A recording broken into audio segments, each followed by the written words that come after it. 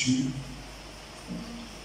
Je crois de ma part que tu as quand même capté quelque chose le mardi. Alléluia. Ce soir, Dieu me permettra encore de pouvoir apporter quelque chose pour notre édification. Vous serez mes témoins. Alléluia.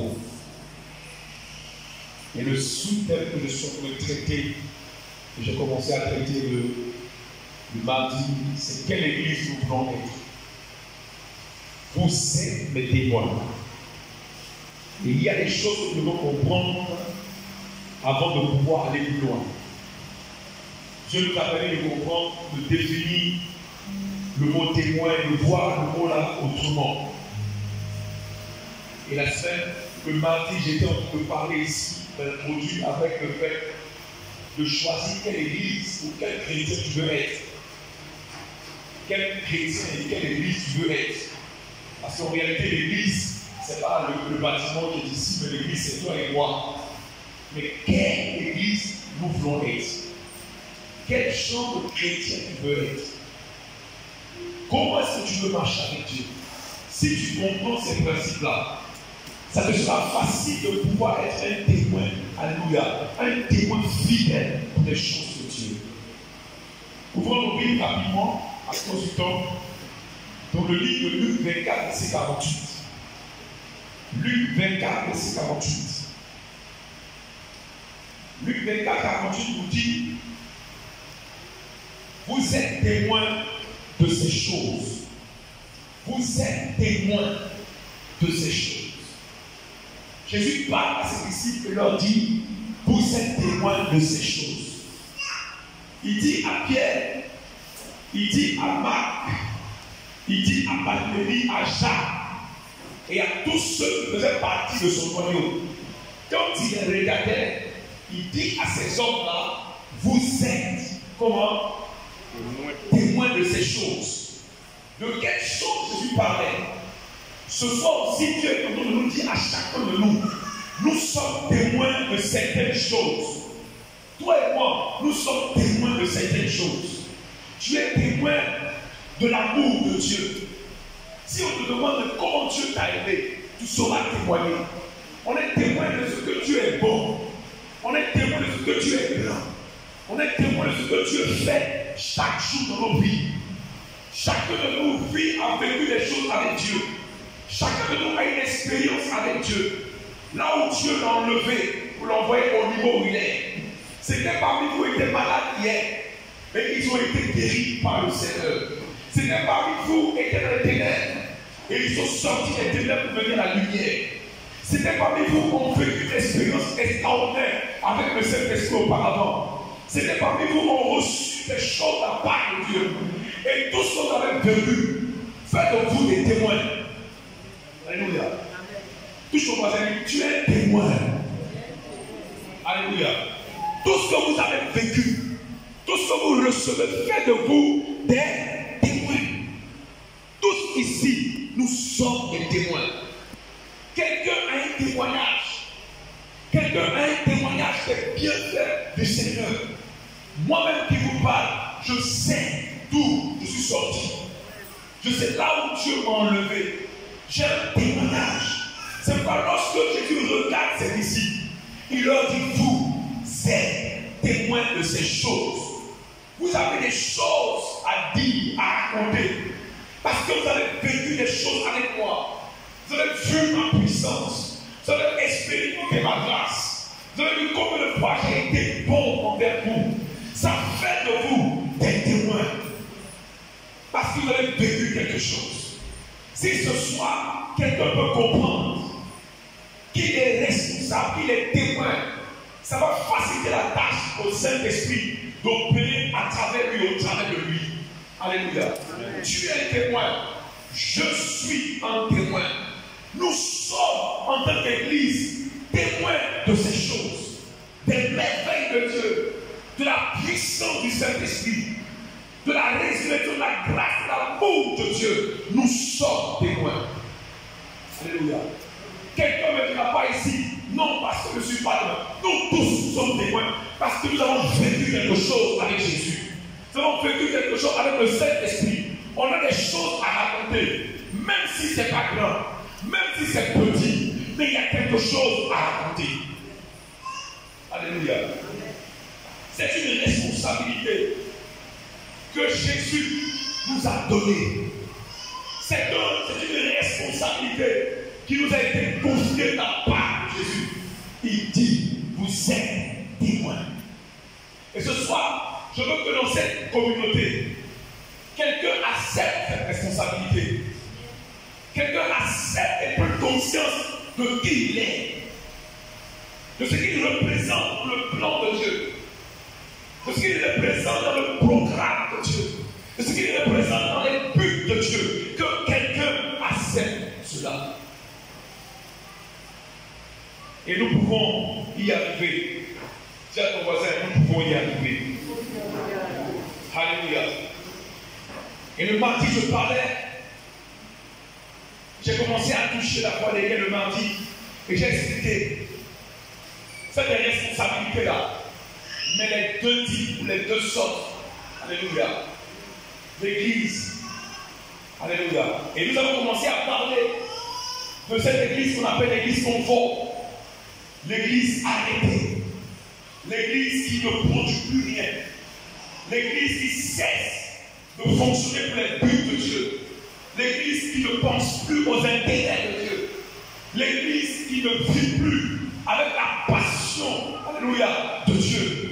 L'église qui n'a plus soif et plus faim de Dieu. Voilà l'église confortable, où les gens n'ont plus soif de Dieu, n'ont plus faim de Dieu, ne sont plus des passionnés, alléluia, de la prière. Ils ne sont plus des passionnés des choses de Dieu. Ils n'ont plus envie de sortir, de gagner les âmes. C'est une église qui n'a plus de mouvement, une église qui ne met plus au monde des nouveaux convertis, une église qui ne cherche plus, alléluia, les intérêts de Dieu. Voilà l'église confortable. Et quand je parle d'église, je ne parle pas d'un nom, je ne parle pas d'un bâtiment, je parle de toi et moi. Je ne sais pas en ce moment quel genre de disciple tu es, ou quelle église à laquelle tu appartiens. Mais ce soir, je vais t'emmener à comprendre quelque chose. Ouvrons nos Bibles dans le livre de Matthieu chapitre 20, verset 1 à 7. Matthieu 20, verset 1 à 7 nous dit: car le royaume des cieux est semblable à un maître de maison qui sortit dès le matin afin de louer les ouvriers pour sa vie. Au verset 2, il convint avec eux d'un denier par jour et il les envoya à sa ville. Il sortit à la 3e heure et il vit d'autres qui étaient sur la place sans rien faire. Il leur dit: allez aussi à ma ville, je vous donnerai ce qui sera raisonnable. Au verset 7, il est dit: et ils allaient, il sortit de nouveau vers la 6e heure, et vers la 9e heure, il fit de même. Alléluia. Au verset 6, étant sorti vers la 11e heure, alléluia, il a fait, pendant la journée, il a fait. Et il y avait une heure, la 11e heure, la Bible dit, il en trouva d'autres qui étaient sur la place. Et il leur dit: pourquoi vous tenez-vous ici toute la journée sans rien faire? Alléluia. Et il répondit: c'est que personne ne nous a loués. Il dit alors: allez aussi à ma ville, leur dit-il. Regardez cette histoire. Je commence par cette histoire encore pour ajouter sur ce que j'ai dit mardi. Par rapport à l'église confort qui regroupe des gens sans action, sans mouvement, sans activité. Voilà des gens dans une vie. Au moment où on dit que c'est l'heure de la récolte, au moment où les gens cherchent du travail, une activité à faire, alors que les vignes ont donné, la Bible dit: un homme avait son champ et il décide, alléluia, d'aller prendre des gens qui travaillent dans son champ. Tous les planteurs de ça en Côte d'Ivoire, ceux qui font café, cacao, ça à une partie dans l'année, on a besoin d'ouvriers, alléluia, pour pouvoir aller cueillir le cacao et alléluia, les cafés, toutes ces choses-là. Et à cette période, toute personne active, toute personne qui est censée travailler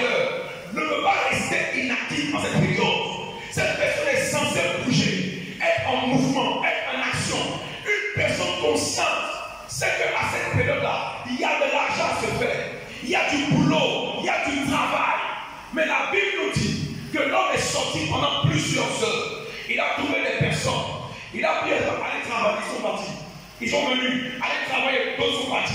Mais arrivé à la 11e heure, quelque chose a choqué cet homme.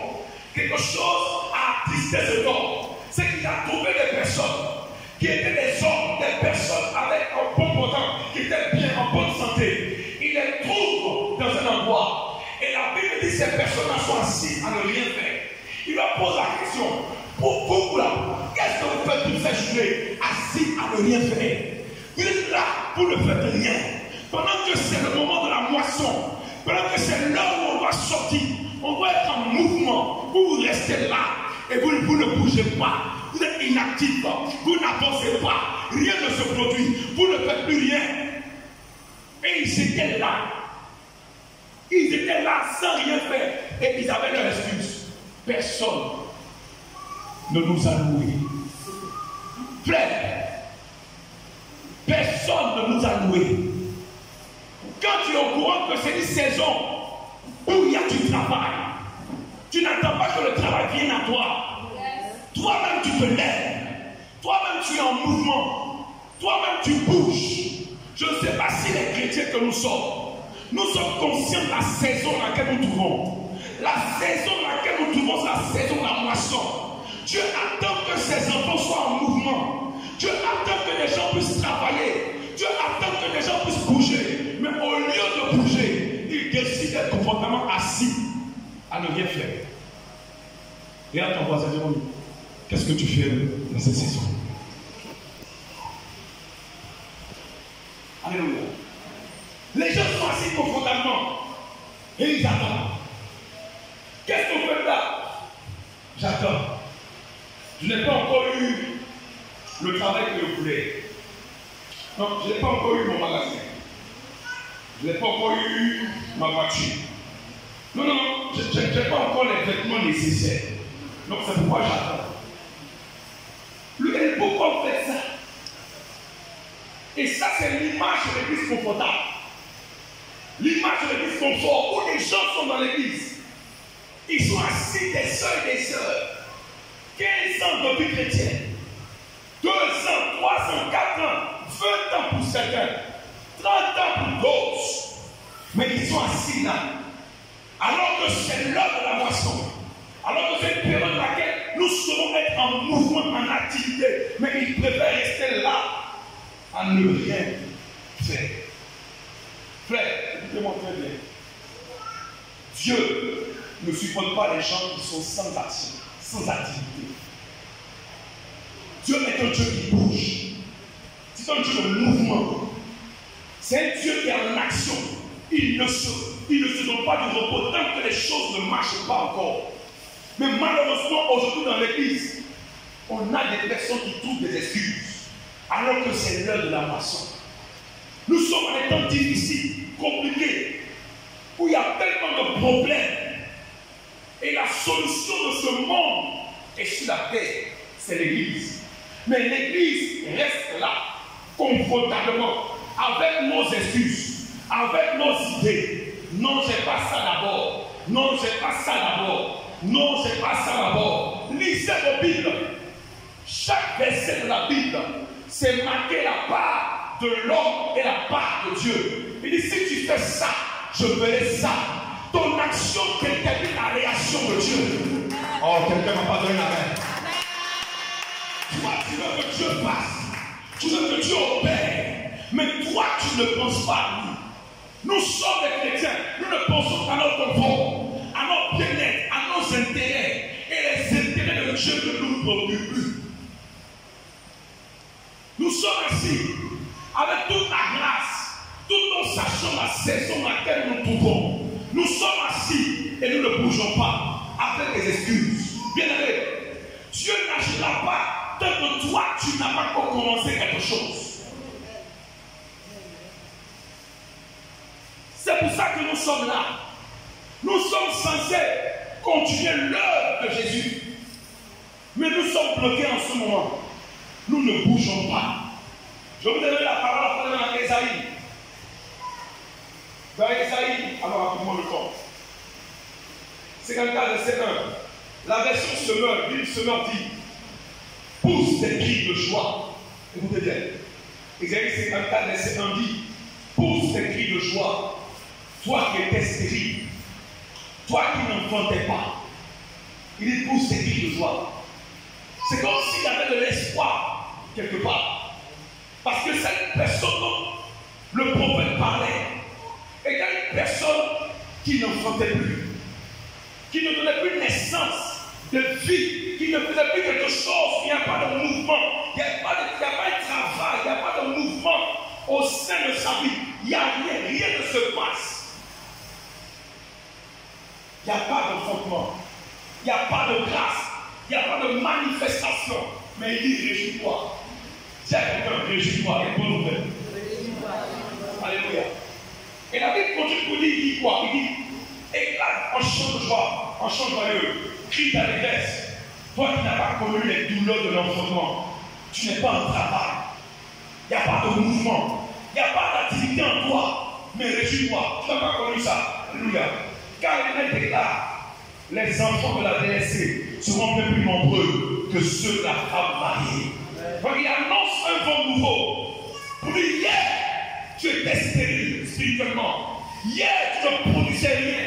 Hier, à cause de ton choix de rester confortable, de rester à ta place, de ne pas bouger, d'être dans l'église confort, d'être un chrétien confortable, il n'y avait rien qui ne se produisait, il n'y a pas de naissance, il n'y a pas de nouvelles personnes qui sont gagnées. Dis, mais réjouis-toi. Parce qu'il y a l'espoir encore pour toi. Il y a encore un autre choix que tu peux faire. Tu peux décider de changer la donne. Tu peux décider de renverser la situation. Si tu décides de soi, d'être le témoin fidèle, de rentrer en action, d'être en mouvement, la situation peut changer. Mais tout dépend de toi ce soir. Dieu te regarde. Dieu me regarde. Tout dépend de chacun de nous. Tout est déjà fait. Le Seigneur attend que nous d'abord. Il nous attend, il nous regarde. Qu'est-ce qu'on va faire? Bien-aimés, on peut sortir de cette église stérile. On peut sortir de cette église chrétienne qui ne produit rien. Écoutez-moi, en réalité, lorsque tu es un chrétien, tu es censé produire.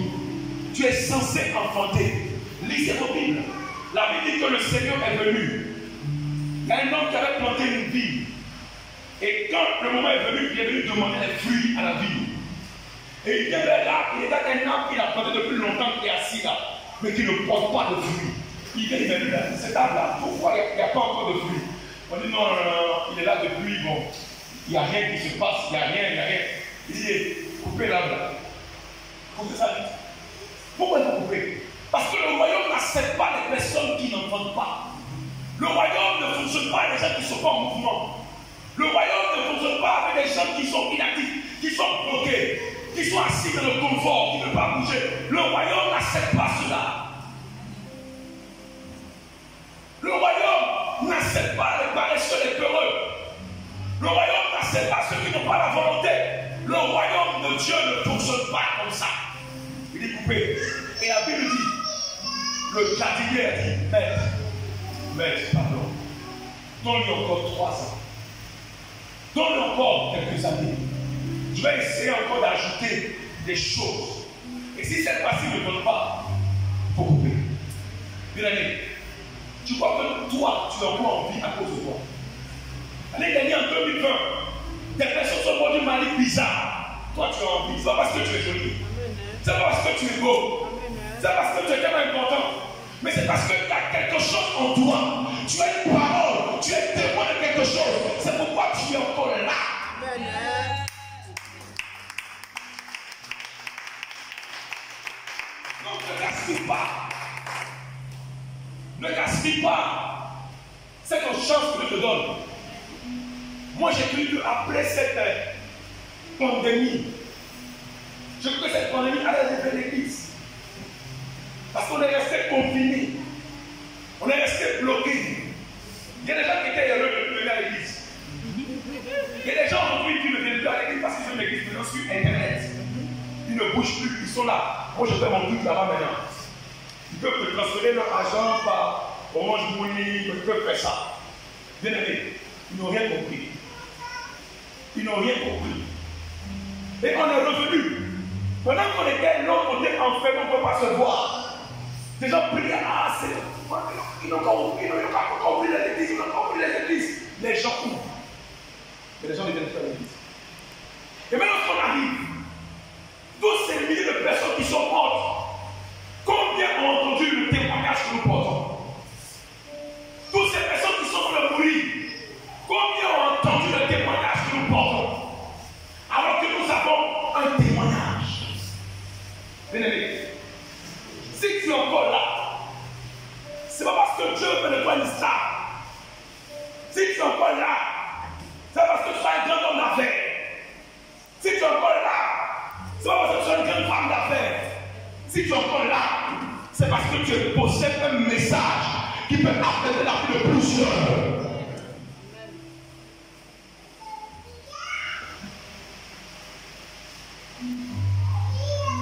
On oublie. Donc, Galates chapitre 5, allons-y vite, le verset 7. C'est Paul qui parle aux Galates et leur dit: vous courriez bien. Ça, c'est la version du second. Qui vous a arrêté? Bien aimé, vous courriez bien. Qui vous a arrêté? Regarde ton voisin. Dis que tu aurais bien commencé, qui t'a arrêté? Non, regarde ton voisin, dis-lui. Tu avais commencé là, qui t'a arrêté? Mais qu'est-ce qui t'a arrêté? Qu'est-ce qui t'a freiné? Qu'est-ce qui t'a bloqué? Les Galates étaient des personnes zélées. C'était une église auparavant en mouvement. Une église qui bougeait. Une église qui avançait. Mais à un moment donné, Paul s'arrête et Paul dit: mais attends, ceux-là, qu'est-ce qui ne va pas? Ils n'avancent plus. Ils ne produisent plus rien. Rien ne se passe dans leur vie. Il n'y a plus rien à voir. Mais qui vous a arrêté? Pour dire que pendant que nous courions, pendant qu'on est en mouvement, il peut arriver que des choses nous freinent. Des choses nous arrêtent. Des choses nous empêchent de continuer. Et si vous lisez, on dit quoi? Quelqu'un continue de lire. Vous empêchez d'obéir à la vérité. Continue, quelqu'un va lire la suite. Chrétien, tu as tapé devant ton livre. Quoi une bénédiction? Là, tu vas prendre le livre maintenant. Vous avez bénédiction au livre. Oui, vas-y. Non, le peuple. Allons-y, verset 8. Écoutez, verset 8. Cette influence ne vient pas de celui qui vous appelle. Alléluia. Ça veut dire que les Galates étaient une église en mouvement. Mais à un moment donné, il y a quelque chose qui est venu influencer leur pouce. Bien aimé, on va merci. Il y a quelque chose qui a influencé et qui a empêché ces hommes-là de continuer à se mouvoir, à agir. Toi, qu'est-ce qui t'influence? Pourquoi tu as changé? Fais un bilan. Vous revenez un peu en arrière. Tout droit. 4 ans, 5 ans auparavant, lorsque tu as rencontré Jésus pour la première fois, lorsque tu as été seul pour la première fois, regarde ton attitude sur la vie de la parole de Dieu. Regarde comment tu obéissais. Regarde comment tu parlais de Dieu autour de toi. Regarde comment tu aimais venir à l'église. Je me rappelle, lorsqu'on venait à l'église, on était pressé de venir au culte. On était pressé d'être là. Même quand ça durait, on ne voyait pas le temps passer. On était là, on s'accompagne, on se raccompagne, on s'accompagne. Il y avait une telle chaleur, un tel amour aujourd'hui, même aujourd'hui. Maintenant, le but même, le pasteur n'a pas pu dire Amen. D'ailleurs, c'est pas dehors. Oui, qu'est-ce qui t'a influencé un temps? Qu'est-ce qui t'a fait changer? Qu'est-ce qui nous a changé, Église? On est censé être témoins. On est censé représenter Christ sur la terre. Mais qu'est-ce qui nous a influencé? Il dit cette influence ne vient pas de celui qui nous a appelé. Quelqu'un t'a appelé. Quelqu'un t'a choisi. Quelqu'un a mis la main sur toi. Mais quelque chose est venu t'influencer, t'empêcher de continuer. Certaines personnes, c'est les soucis. Oh, soucis. D'autres personnes, c'est les richesses de ce monde. D'autres, c'est les plaisirs de ce monde. Et beaucoup ont été freinés. Et ils ne sont plus les mêmes.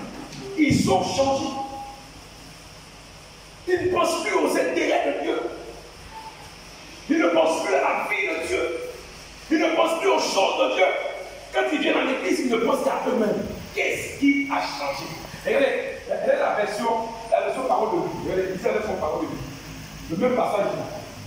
Il dit, vous étiez bien partis. Parole de Dieu dit, vous étiez bien partis. Qui vous a parlé la route? Tu étais bien parti. Qu'est-ce qui t'a parlé la route? Qu'est-ce qui t'a stoppé? Qu'est-ce qui t'empêche aujourd'hui de vivre cette vie-là que tu attends de toi? Qu'est-ce qui te bloque? Regarde ce qu'il dit. Il dit, vous empêche d'obéir à la vérité. Maintenant, il dit, cet empêchement ne vient pas de celui qui vous appelle.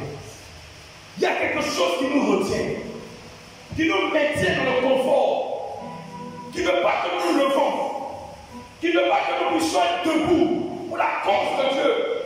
Même quand tu prends une décision, il vient avec les problèmes, les soucis, la distraction, la perturbation pour enlever l'envie en toi.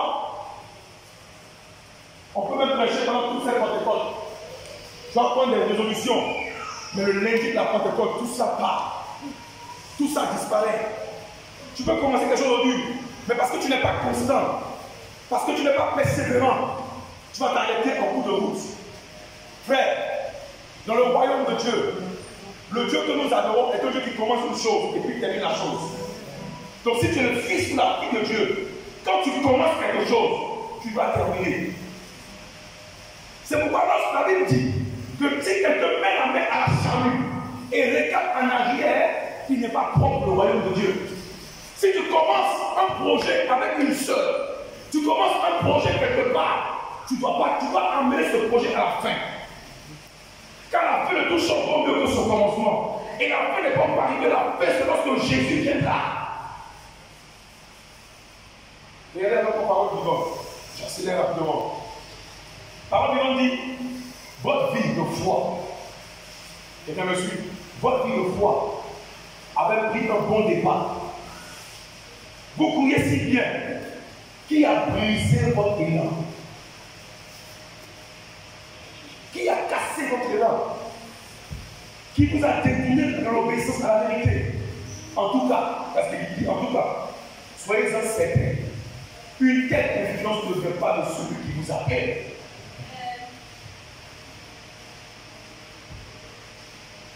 Qui m'a détourné?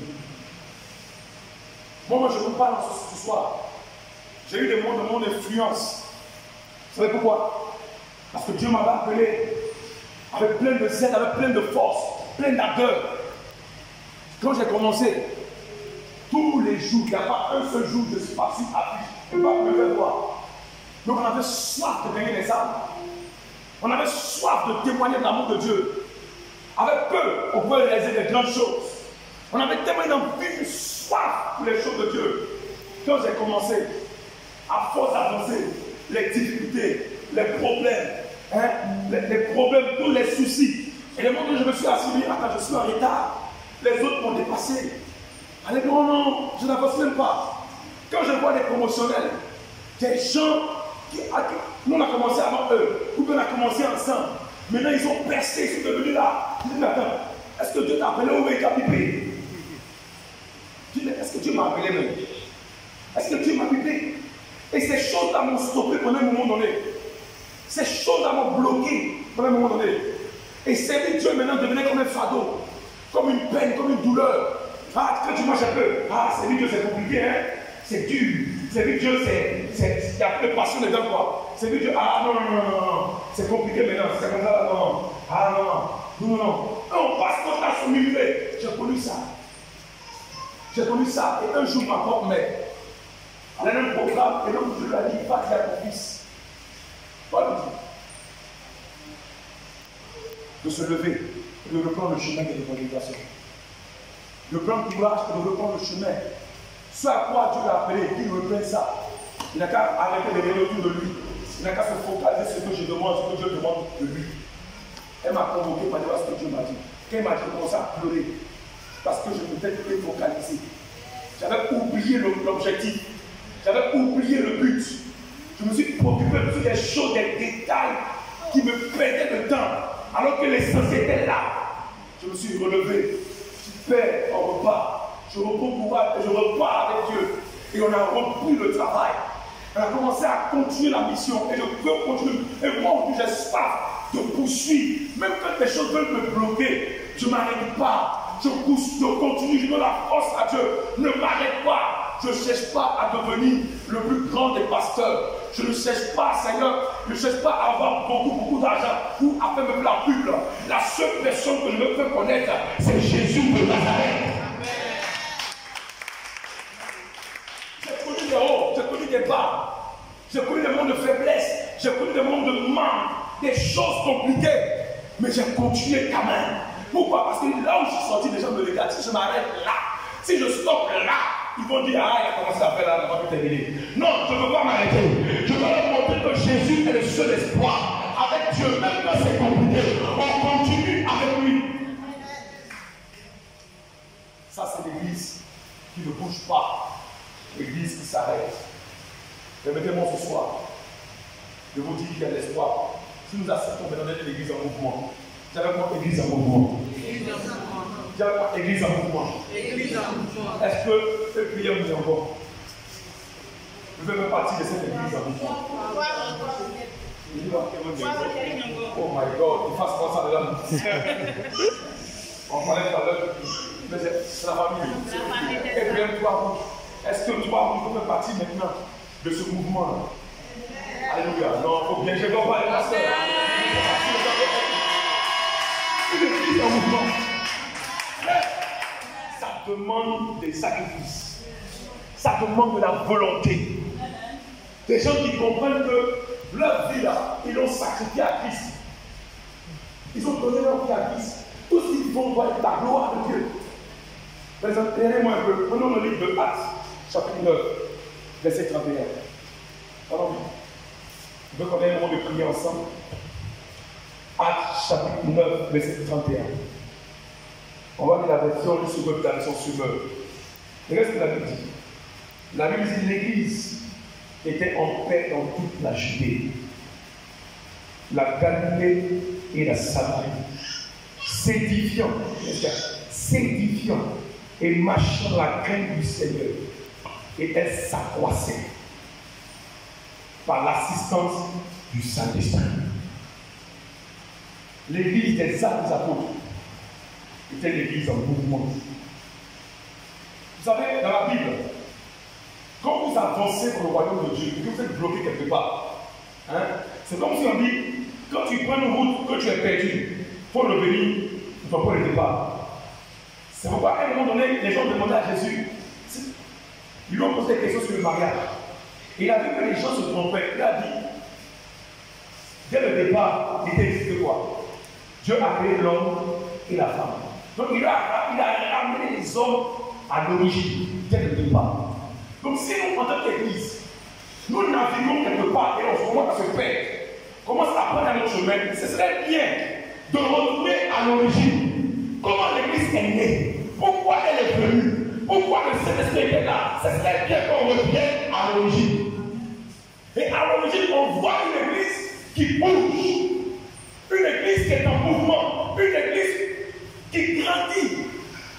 Frère, vous pensez que vous ne trouvez pas que cette salle est tellement grande? Ça va, elle est grande, non? Il y a assez de place. Maintenant, on sent même que, après le Covid, on sent même que vraiment il y a du travail. C'est partout, hein? Moi, nous faisons 2 cultes les dimanches. Souvent, quand tu finis le train, tu dis, j'ai du boulot, hein?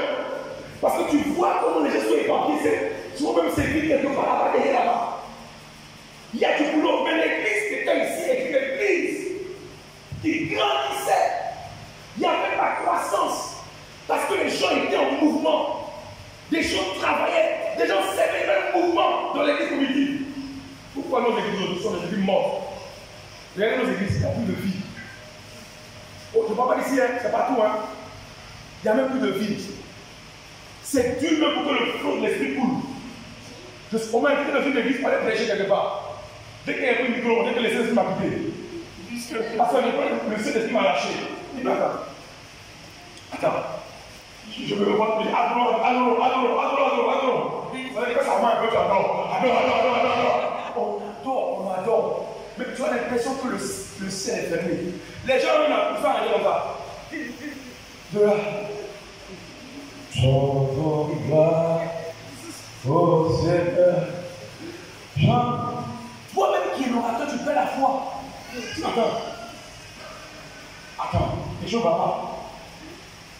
J'ai forcé. Et pendant que je parlais, je forçais. Je sentais que le flot ne coulait pas. Et moi, quand un flot ne coule pas, je n'insiste pas. Je veux m'arrêter. Parce que ça ne sert à rien. Ça veut dire que les gens qui sont là-bas ne sont pas réceptifs. Ils ne reçoivent pas. Donc ça ne coule pas. Donc, mais j'ai envie de forcer parce qu'on va jamais m'inviter. Premier jour, j'ai forcé. Deuxième jour, c'est le dirigeant, avant de prendre le micro. Levez-vous. Nous allons prier. Je ne sens pas les gens. Ne vous sens pas. Or, à la veille, la nuit, je me suis assis. J'ai dit à Dieu, Père, qu'est-ce qui se passe? J'ai compris avec Dieu que je ne suis pas un showman. Ce n'est pas moi qui est venu faire vous chauffer. Je ne suis pas chauffeur de pleurs. Non, je ne chauffe pas les gens. Je ne veux pas vous chauffer. On est tous ici. La vérité, on dit que vous rassemblez, que chacun apporte. Pour que un culte soit bon. Pour que un culte soit bon et que la grâce te coule.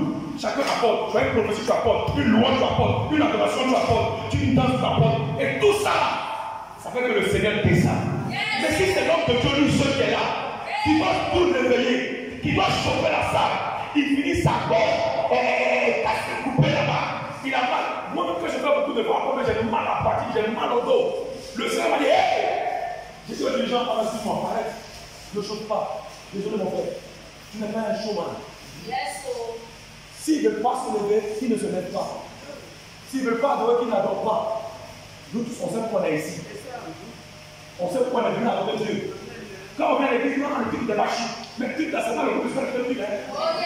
Les gens vont jeûner, vont prier. Ils vont faire une louange, toi qui es là. Tu ne danses pas. Tu fais. Commence à danser. Et comment inspirer. Sortez les familles, tu es là. Tu réveilles la personne. Tu attends que la personne chauffe. Le pasteur va venir. Wow, ça vous avez ça ici. Wow, alléluia. Est-ce qu'on peut se lever pour dire que c'est le où? Est-ce qu'on peut? As-tu des gens à la gauche? Wow. Allez, ma droite. Wow. C'est pas comme ça. L'église primitive n'avait pas fait le showman. L'église primitive.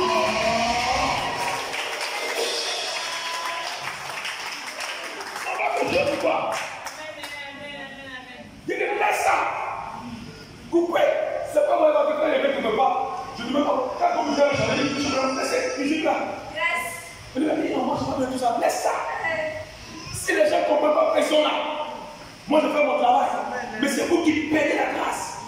Vous savez, parce que c'est lors d'un programme où j'ai acheté Maurice Solo devait arriver.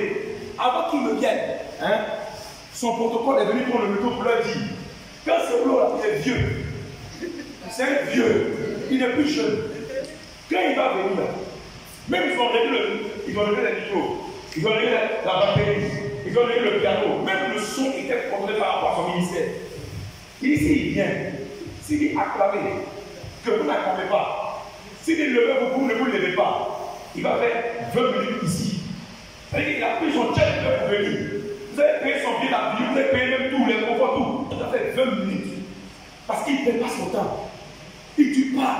Je lui dis quand on va dire que personne ne reçoit pas l'essai, allez pas penser. Parce que les gens sont pas là, ils ne produisent pas.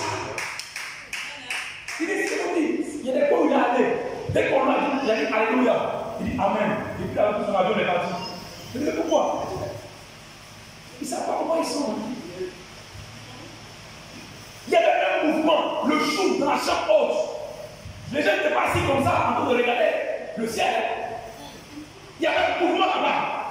Les gens étaient en train en prière. Les gens chantaient, adoraient Dieu. Ils étaient en train de créer l'atmosphère du ciel. Ils ont reproduit le ciel sur la terre. Hey! Je vous laisse faire. Fais pourquoi? Nos cultes souvent, on n'a pas la présence de Dieu. Souvent, on a des moments comme les moments que Saül connaissait. Des moments de soulagement. Saül, là, vous savez, quand il a désobéi à Dieu, Dieu lui a enlevé son esprit. Il a lancé un mauvais esprit. Quand David venait jouer, la vie était apaisée. Mais quand David retournait, le mauvais esprit restait. On dit, David dit qu'il le soulageait.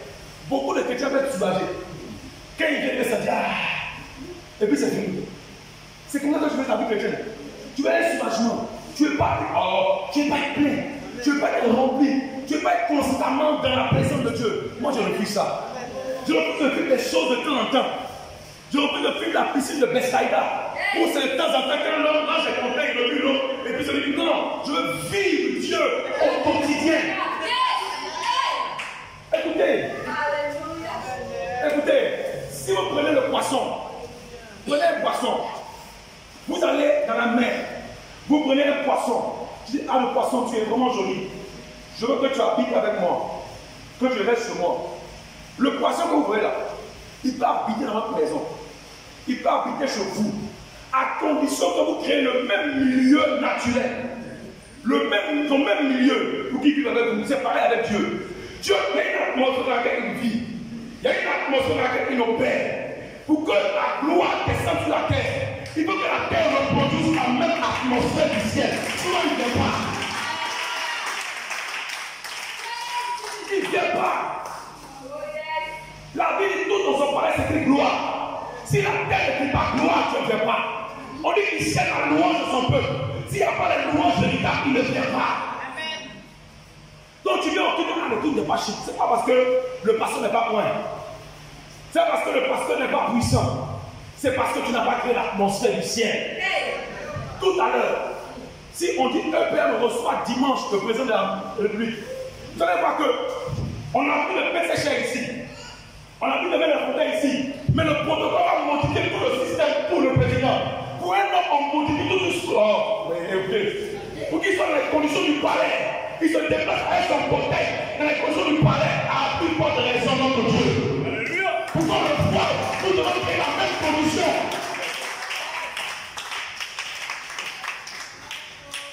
Hey. Oh. Qu'est-ce qui se passe? Oh. Regardez quelque chose. Quand vous lisez vos Bibles, la Bible dit, le Saint-Esprit, dans Genèse chapitre 1, se mouvait au-dessus des cieux, de la terre, des cieux, se mouvait là-bas, il bougeait. Mais la terre était comment? Informe et vide. Je vous montre très bien. C'est là qu'il se met. Il a trouvé seulement une occasion. La terre avait la forme qu'il fallait, vide, déformée.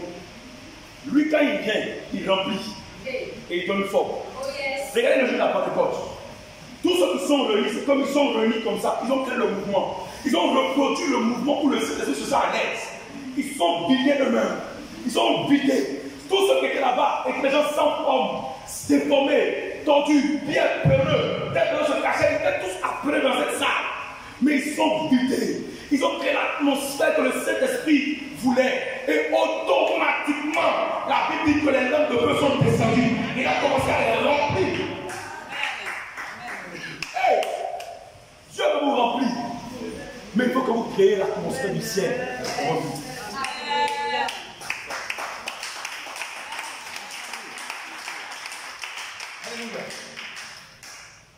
L'église grandissait. La version Semeur dit l'église, donc dans toute la Judée, la Galilée et la Samarie, l'église jouissait alors de la paix. Elle grandissait dans la foi, vivait dans l'obéissance au Seigneur et s'accroissait en nombre.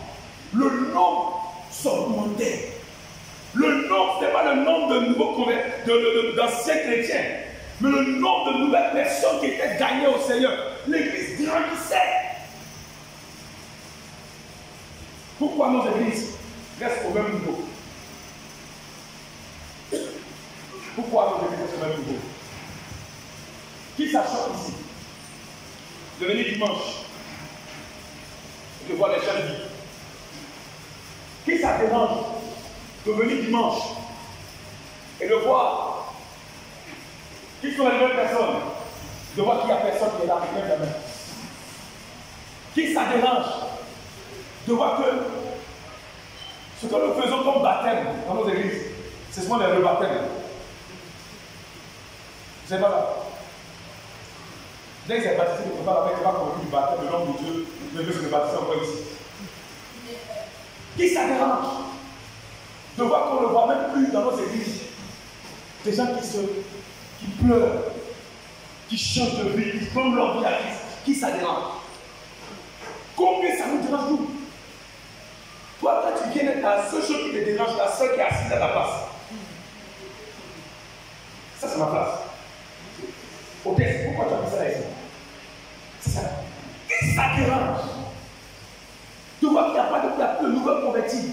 Il n'y a plus de nouvelles personnes qui donnent leur vie à Dieu. Qu'est-ce que ça dérange? Et quand on regarde à la chaîne, c'est les pasteurs. Non, être témoin, ce n'est pas réservé aux pasteurs. Le pasteur doit faire le ministère. Mais être témoin, c'est réservé à toute l'église, à tous les enfants de Dieu. Nous tous, nous sommes appelés témoins. Et c'est le terme que les gens n'aiment pas. Alléluia. Regardez maintenant. Prenez pas Ésaïe 42. Allons vite, le temps est grand. Ésaïe 1 à 6. Qu'est-ce que la Bible dit? Voici mon serviteur. Dans une église en mouvement, dans une église qui comprend les intérêts de Dieu, une église qui produit, qui est fertile, il y a en son sein des serviteurs. Voici mon serviteur que je soutiendrai, mon élu, en qui mon âme prend plaisir. J'ai mis mon esprit sur lui. Écoutez-moi. Il annoncera la justice aux nations. Il parle, il annonce. Regardez.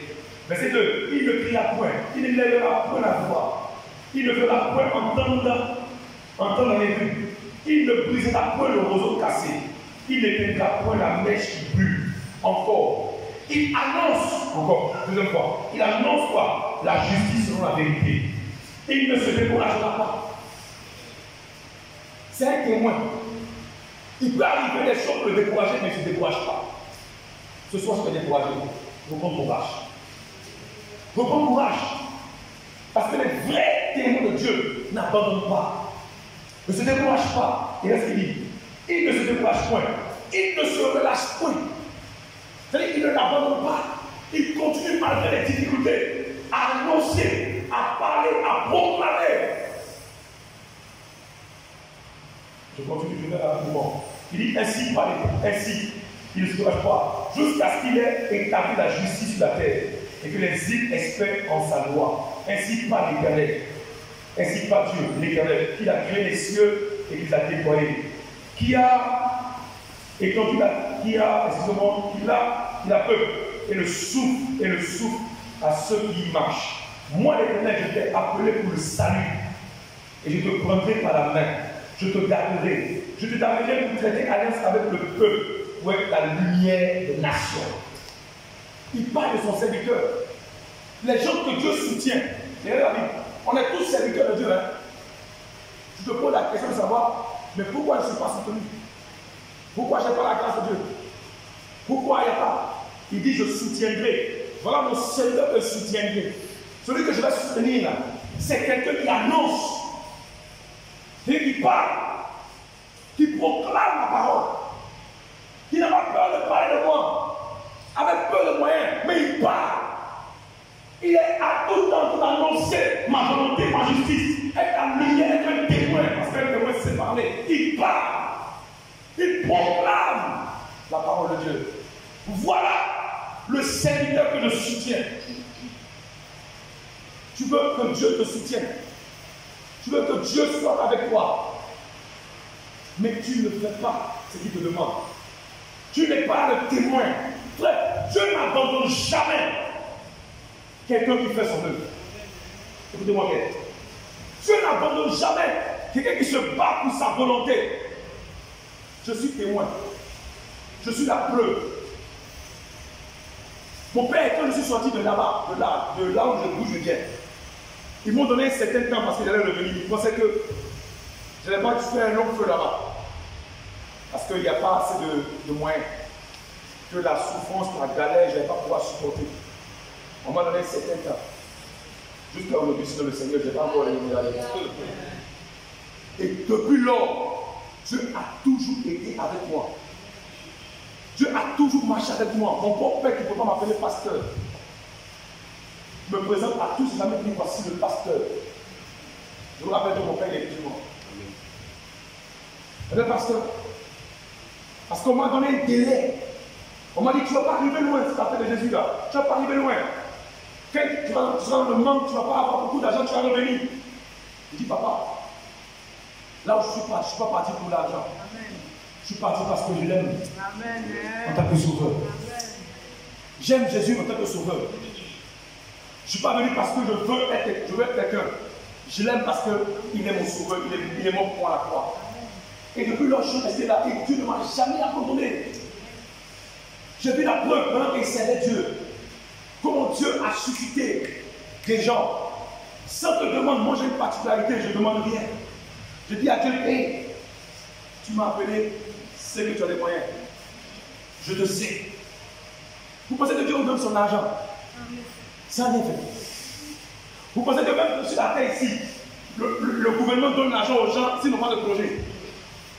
Tu penses que tu vas donner toutes ces richesses pour que toi tu te tapes à partir de mes richesses ici. Tout ce que je te donne, l'argent, la santé, les vêtements, tout ce que tu possèdes aujourd'hui, c'est pour que son œuvre avance. C'est pour que le but de Dieu avance. Demandez à Paul. Paul a été arrêté, on l'a jeté en prison. On l'a mis en prison. Les gens pensaient qu'il était en prison. C'était fini pour Paul. Mais lisez la Bible. Paul dit, cette situation que j'ai traversée, cette épreuve que j'ai traversée, cette souffrance que j'ai traversée, a contribué à l'avancement de l'évangile. Toutes les situations que tu vis doivent contribuer à l'avancement de l'évangile.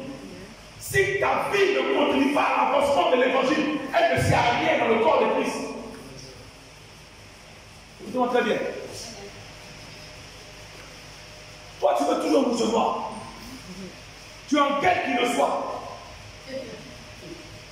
Toujours tu veux recevoir. La preuve, j'ai fait un test tout à l'heure. Que j'arrive dans toutes les églises, je demande de lever les mains. On n'est pas les mains parce qu'on veut recevoir. La Bible dit, Paul dit, tout homme hybride, il doit lever les mains. C'est un signe d'abandon, c'est un signe d'adoration. On ne lève pas la main parce qu'on veut recevoir l'onction. Ou on veut prier pour nous, on lève la main parce qu'on veut adorer Dieu. Lisez vos Bibles. Mais on a tellement mis les chrétiens, tellement mis la main des chrétiens que lorsqu'on vient pour recevoir là, lève les mains. Tout à l'heure, on va maintenant prier pour ces quelques personnes. Allez voir. Quand il a donné, je savais comme ça. Mais quand il lève les mains pour recevoir, allez dans les concerts. J'ai les concerts de grands stars. Ils sont dans le stade. Il n'y a pas de chaise. Ils sont debout. De 18h. Tout comme le matin. Ils viennent sauter. Et puis ils élèvent les mains. Ils adorent le jazz. Quand le gars dit, on dit, oh, tiens, oh, ils font. Il y a l'église. Enlève chaise tout dessus là. Il ne faut pas mettre chaise. Il ne faut pas passer chaise. Que les gens rentrent debout. Moi. Mais tu fais un pour payer partir la cellule. Tu peux aller pour prendre bus. Tu as arrêté chaque matin de 6h à 8h par matin. Tu ne peux pas fatiguer. Mais quand c'est pour Dieu, quand c'est pour les intérêts de Dieu, on trouve des excuses. En fait, ce genre de chrétien-là ne fonctionne pas dans l'église en mouvement. Parce que l'église en mouvement, c'est les gens qui ont le cœur pour les choses de Dieu. L'église en mouvement, c'est les gens qui se sacrifient, qui comprennent qu'ils sont des sacrifices vivants. Des gens qui ont soif de voir l'œuvre de Dieu avancer. Voilà des gens qui font partie de l'église en mouvement. Les gens qui sont trop chocos là, qui restent dans l'église confort. L'église qui est confortable. L'église où on n'a pas besoin de. On veut que tu viennes le dimanche à l'église. Mais on n'a pas besoin que tu parles. On n'a pas besoin que tu. Merci.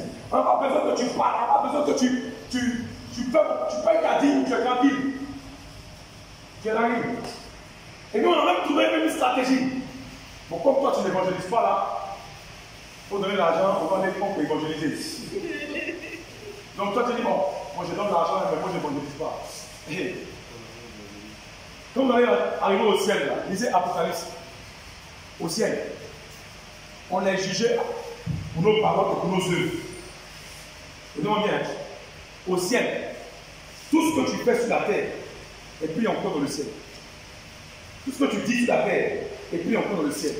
Donc tu seras jugé par rapport à tes actions. C'est pourquoi sur la terre, là, Dieu prend en compte les actions. Là, nous sommes en mouvement. On est jugé par rapport à nos actions. Ce que tu fais pour le royaume, il y a ce qu'on appelle le livre de souvenirs. En plus de livre de la vie, il y a ce qu'on appelle le livre de souvenirs. C'est ce que Dieu ouvre et puis bénit quelqu'un. Amen, amen. On dit, ah, mais lui, il a gagné des âmes, il a fait ça, et puis on ouvre notre béni. L'église en mouvement contient des chrétiens qui ont l'amour, qui sont passionnés pour les choses de Dieu. Voilà l'église en mouvement. Venez avec mon Marc 5. J'approche, je vais m'arrêter là. Et bientôt.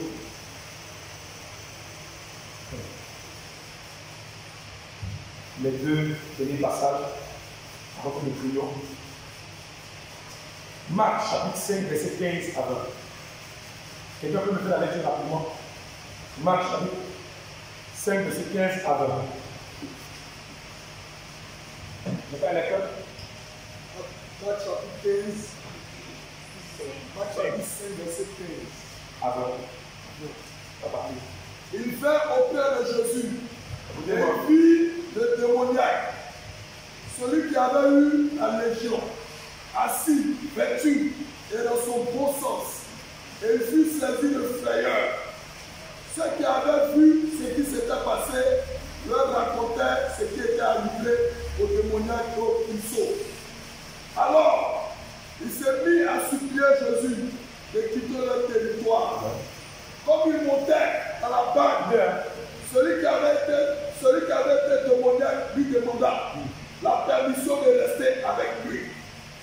Jésus ne le lui permit pas, mais il lui dit, va dans ta maison, vers les siens, et raconte-leur tout ce que le Seigneur t'a fait, et comment il a eu pitié de toi. Il s'en alla, et s'est mis à publier dans la Décapole tout ce que Jésus avait fait pour lui. Et tous furent dans l'étonnement. Amen. Acclamons la parole de Dieu.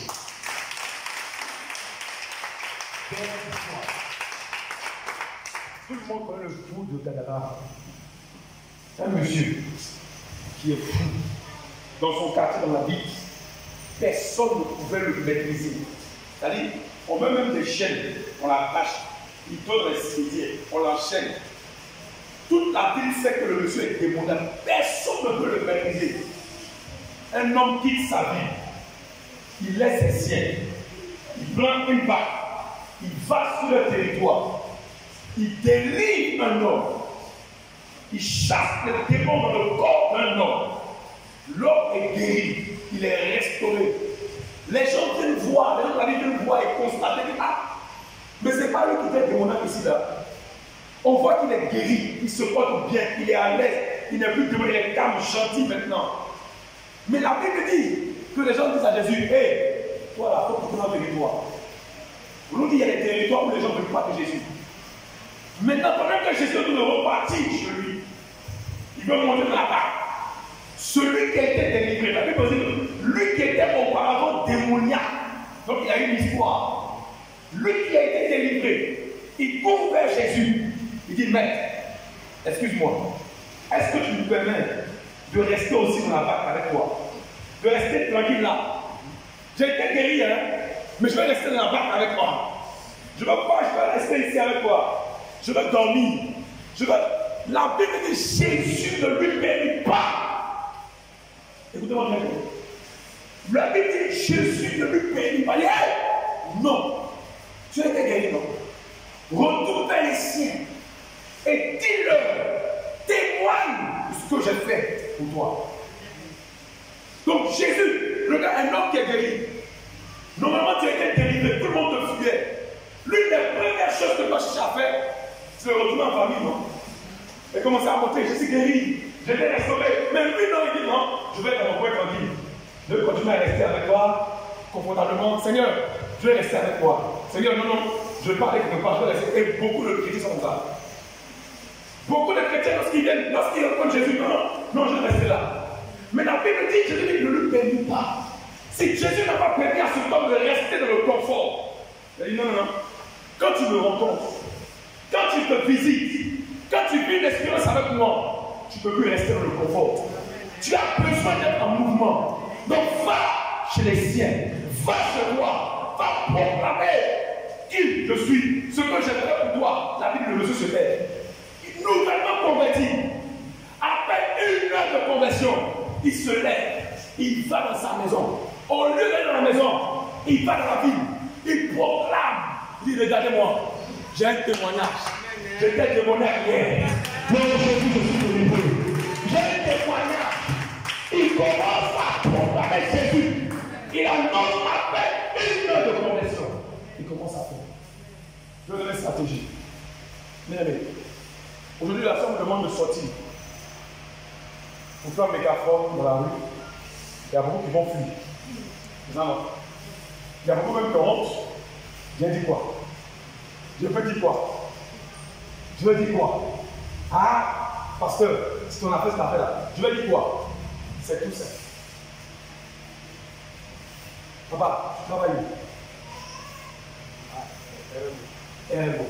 Donne pas. Voilà, c'est simple. Il travaille à un moment. Si on lui dit commence à donner ton témoignage, où c'est facile pour lui. Si on lui dit de venir samedi, d'aller évangéliser, il travaille à un moment. Il va dire pas de temps. Si on dit viens, un autre vient, il dit non, je travaille, je dis ça va vite. Mais on va lui dire non, à RMO là, peut-être qu'il travaille dans les finances. Exemple, va toucher tous les financiers dans ton domaine. Commence à parler de Jésus, annoncer l'évangile dans ton domaine. Je suis convaincu qu'à RMO, même quel est son lieu de travail, il pourra gagner au moins 1 ou 2. Toi, tu vas au marché. Pourquoi tu veux laisser le marché là? Et puis aller jusqu'à Niamey pour aller évangéliser. Alors que les femmes autour de toi là, c'est des gens qui connaissent Jésus, qui ne connaissent pas Jésus, qui sont autour de toi, qui vendent.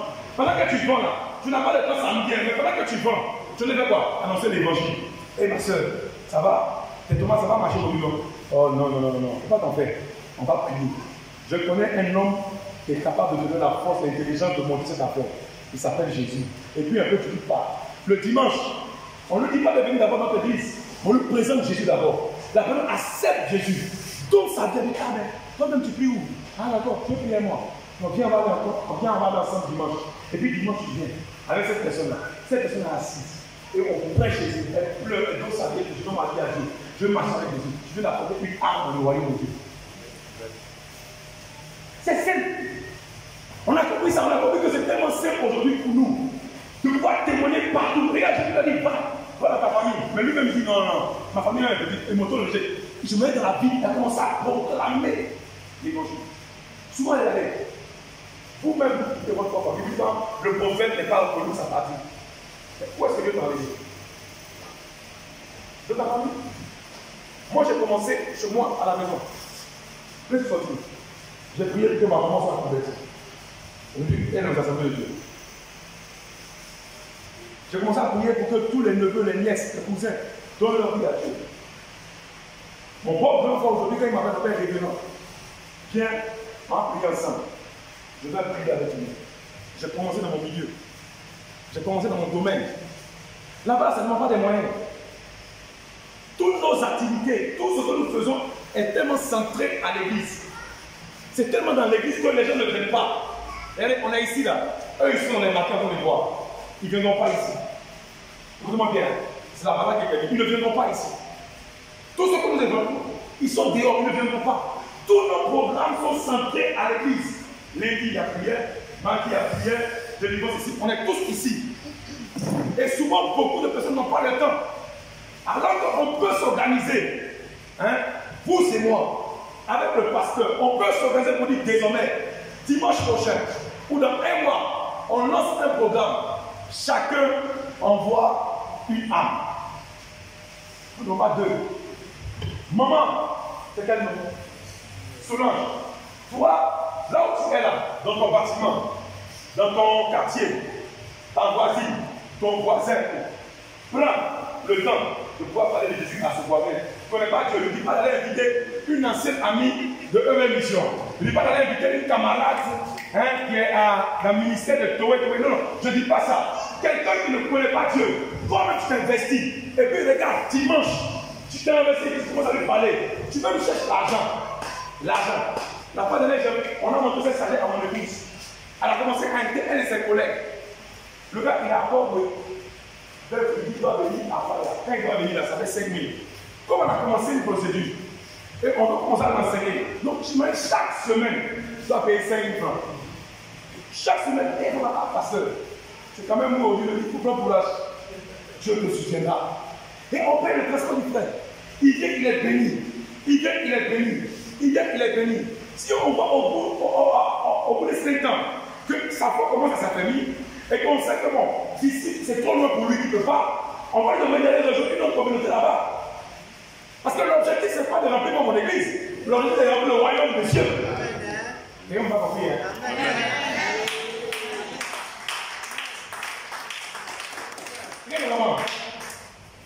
Parce que tu peux aller évaluer quelqu'un qui est à propos de lui de venir à son fils ici, mais tu ne pourras pas.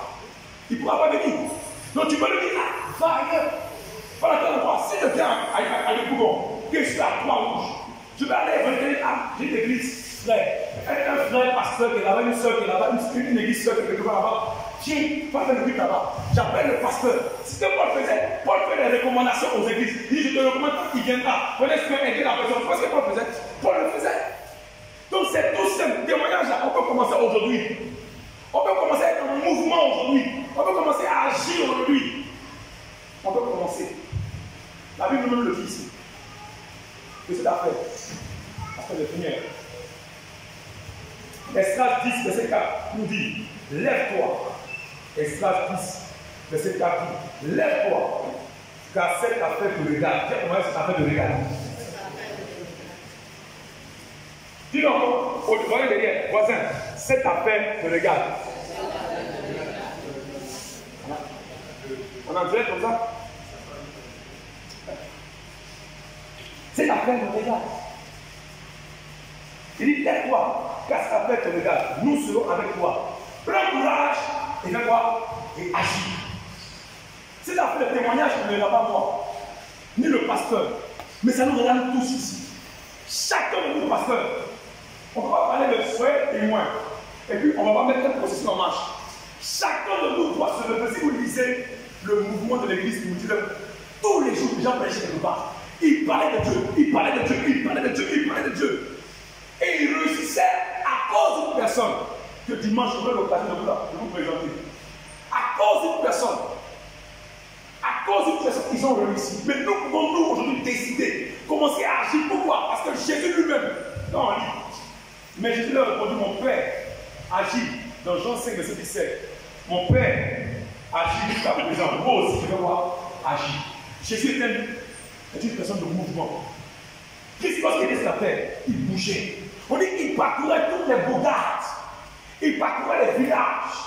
Il parcourait les endroits reculés. Il allait parler, présenter le royaume de Dieu. Regardez. Le pouvoir est grand. N'allez même pas loin. N'allez même pas loin. En face, tout l'aliment là, tout ce couloir là, jusqu'à là-bas, on peut s'organiser. Chacun peut attraper quelqu'un qui ne connaît pas le Seigneur. Le parler de Jésus. Le présenter Jésus. Le présenter l'amour de Jésus. Tu es quoi? Tu travailles comme mécanicien, comme menuisier, comme maçon. Tu peux prendre un maçon qui ne connaît pas Jésus, lui parler de Jésus. Tu travailles où? Où est-ce que tu es dans ta famille? Tu peux prendre quelqu'un qui ne connaît pas le Seigneur, lui parler de ton témoignage. Et puis je vous dis tout simple. Souvent vous vous fatiguez cadeau. Pasteur, mais j'allais dire quoi là-bas? Je connais un frère quand il est parti, il ne sait pas où je vais aller. Le gars a dit, si tu me dis, je suis aidé. Il va m'appeler à Dieu. C'est là, je suis aidé. Jérusalem. Vitamine. Putain. Il dit qu'il a oublié. Le mec alors va voir, quand tu seras prêt, tu reviens m'annoncer l'évangile. C'est ce qu'il fait les gens. On ne nous demande pas d'aller faire des discours avec les gens. Hey. Ça veut dire, hé, Marie n'est pas ça. Musulman, mes frères musulmans, si vous parlez pour leur dire qu'Allah n'est pas Dieu, il ne faut pas vous écouter. Si vous avez les frères du catholique, vous leur dites que Marie n'est pas, il ne faut pas vous écouter. Vous avez vous juger. Qui vous a appelé pour être juge? On vient de témoigner. Tu as vécu quoi? Bon, tu as vécu quelque chose, non? Tu étais avant ou tu étais avant là? Peut-être que moi, avant là, elle c'était une banaleuse. Moi, je ne sais pas. Elle est. Elle a skié. Et tout là-bas. Tout le commence à faire. Puis c'est qu'il n'y a pas. Elle est. Maintenant, on voit maintenant, maman, souvent, calme, tranquille. Tu vas chanter, elle t'en va. Non. Elle me demande pardon. Les gens là, aïe! C'est moi qui suis là. Et puis, on peut mettre son nom. La télé-oreille, ça, c'est un mystère, c'était même tout la terre. Mais on n'a pas transformé. Je ne lui demande pas d'aller lire toute la Bible, de me montrer toute la Bible. Je lui dis d'attraper quelqu'un. Je lui dis, moi, cela. Hier, voilà comment j'étais. Et puis, j'ai apporté quelqu'un. Voilà ce qu'il a fait pour moi. Il peut le faire aussi pour toi. C'est tout seul. C'est vous que vous comprenez la Bible. Tu n'as pas je sais pas la Bible. Je dis quoi là-bas? Dis ton témoignage. Dis ce qu'il a fait pour toi. C'est parce qu'il a dit, madame, dis-lui ce que, demande, dis ce que j'ai fait pour toi. Le témoignage il est là. C'est ce que Dieu a fait pour toi. Lisez vos Bibles. Il y a un roi qui arrive avec Pierre. Regardez les envoyés lui-même. Ceux-là on les connaît. C'est les gens qui ne sont pas à l'école. Ils ne sont jamais allés à l'école. Mais il y a comme ils parlent, comme ils s'expriment. Et on appelait les apôtres ceux qui ont bouleversé le monde entier. Ils ne sont pas allés loin à l'école. Ils ne sont même pas allés à l'école pour certains. Mais ils ont bouleversé le monde entier. C'est à cause des apôtres que nous avons aujourd'hui l'évangile. Imaginez que si ceux-là avaient refusé d'être des témoins, qui allait nous donner l'évangile. Imaginez aussi que même si les blancs là, ou les noirs, ou bien ceux qui nous envoient la Bible, s'ils avaient refusé de parler, imaginez l'instant que l'homme de Dieu qui a annoncé l'évangile, le jour où il a annoncé l'évangile, quand on avait la vie à Dieu là, s'il avait refusé, il avait fermé sa bouche. Il n'avait pas parlé. Tu penses que c'est l'homme? Non, dis-moi. Si quelqu'un avait fermé sa bouche aussi, il n'avait pas rendu témoignage des bienfaits de Dieu, tu penses que nous serons là aujourd'hui? Donc si quelqu'un a ouvert sa bouche, pour que toi tu sois là, toi aussi tu dois maintenant ouvrir la bouche, pour que quelqu'un d'autre entende et aussi vienne. Et on peut le faire ensemble. Qui veut le faire avec moi? Qui veut pas le faire avec moi? Faut s'arrêter pas. Qui veut pas le faire avec moi? Non, faut pas être ici, on n'est pas neutre.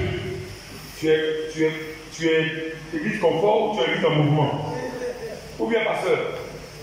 Je dis, qui est prêt à faire avec moi? Pas même plaisir. Non, on ne va pas te juger. On va dire non, c'est là, c'est pas. Tu es toujours prêt en Christ, mais tu as fait ton choix. Je suis la seule en Christ, mais tu as fait ton choix. Je dis, qui veut le faire avec moi? Qui veut cette église en mouvement, ce chrétien en mouvement avec moi?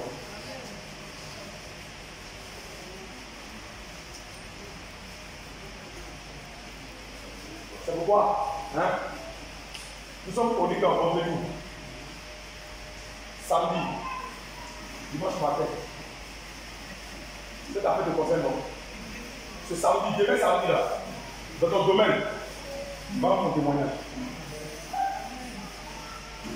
Va dans ton témoignage, non? Et puis, il y a cette personne-là, c'est qu'elle te dit là, c'est petit. Quand on a femme samaritaine, elle allait dire, il m'a dit tout ce qu'il a dit tout. Et on dit, nous on va le voir. C'est que tu t'as dit à cette petite. Moi-même, je ne parle pas bien, mais viens. Tu vas voir ce qu'il va faire pour toi aussi. Amen. Je dis bien, demain samedi, moi j'ai des choses qui sont tout le temps. Demain samedi, c'est-à-dire que le dimanche là, quand tu vas venir à toi avec ton invité, que tu ne peux pas, on ne va pas deux chaises pour toi. Là, on ne va pas deux chaises pour toi. Dis à ton frère, on ne va pas deux chaises pour toi. Hein? Comment ça va? Comment ça va? Deux chaises, trois chaises pour elle. Deux chaises. On ne va pas pour une seule personne, papa. Dimanche, papa. C'est samedi là. Pendant que je donne le travail, tout me fait tout. Après, quelqu'un dit, mon frère, c'est venu. Je vais te parler, Puis tu parles de toi. Comment ta vie a changé? Ce que tu étais là, ce que tu étais hier, ce que tu es devenu. Va, dis-le. Et puis demande-le simplement. Maintenant, si peut-être toi, ton hier et puis ton maintenant n'ont pas, c'est toujours pareil. Là, c'est compliqué. Parce qu'il y a des chrétiens, ils n'ont pas changé. Si tu es là que tu n'as pas changé, pardon, Dieu va payer pour toi. Dis à ton voisin, est-ce que tu as vraiment changé aussi? Parce qu'on ne sait pas. Tu vas aller aux gens dans la que je m'en prie, alors que tu es une grosse menteuse dans le quartier. Donc, on ne sait pas.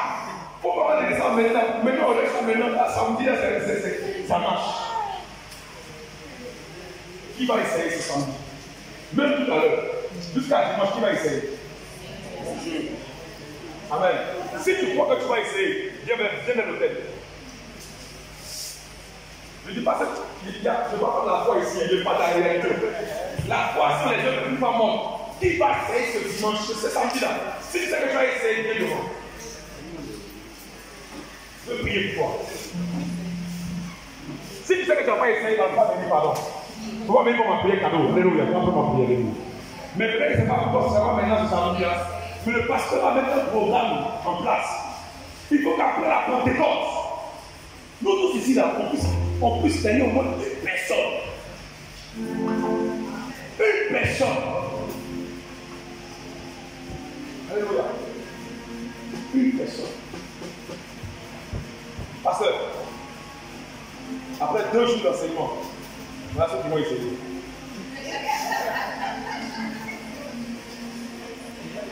Non.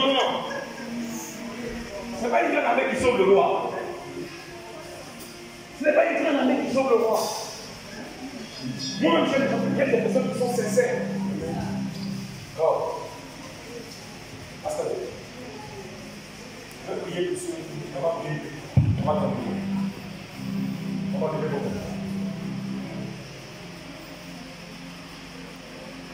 Père, je te rends grâce pour ces hommes et ces femmes. Père, oui, le mardi aussi nous parler de témoignage. Après cet enseignement, voici les hommes et les femmes qui veulent se lancer, qui veulent commencer à parler de ce qu'ils ont vécu avec toi, de ce qu'ils vivent avec toi, avec d'autres personnes. Père, tu as dit ta parole. Quand on va vous conduire devant les tribunaux, ouvrez simplement la bouche et je vais la remplir. Père, remplis leur bouche, remplis leur cœur, afin que dès demain, même dès ce soir et demain, quand ils vont se lancer, que leurs mots, les mots qui sortiront de leur bouche, soient des mots qui vont transformer des vies. Que leur témoignage apporte un rafraîchissement à des personnes qui souffrent en ce moment même. Père, oins-les ce soir. Remplis-les ce soir. Donne-leur la grâce de pouvoir témoigner cette semaine. Visite-les dans leur domaine. Que ta grâce les accompagne. Mets ton manteau sur eux. Mets ton esprit sur eux. Et que ta grâce les accompagne. Je relâche la dimension. Cette dimension dans nos vies. Je vois que vous n'allez plus vous arrêter. Parce que c'est tellement passionnant. Lorsqu'on amène les âmes dans le royaume, il y a tellement de joie que vous allez voir que vous ne pouvez plus vous arrêter. Père, que cette dimension soit relâchée dans nos vies maintenant même. Que l'onction, la grâce du témoignage coule dans leur vie au nom de Jésus. Que rien ne les empêche, dans cette Pentecôte, de vivre quelque chose de merveilleux et d'extraordinaire. Au nom de Jésus. Amen. Soyez bénis. Église, j'ai fini pour ce soir.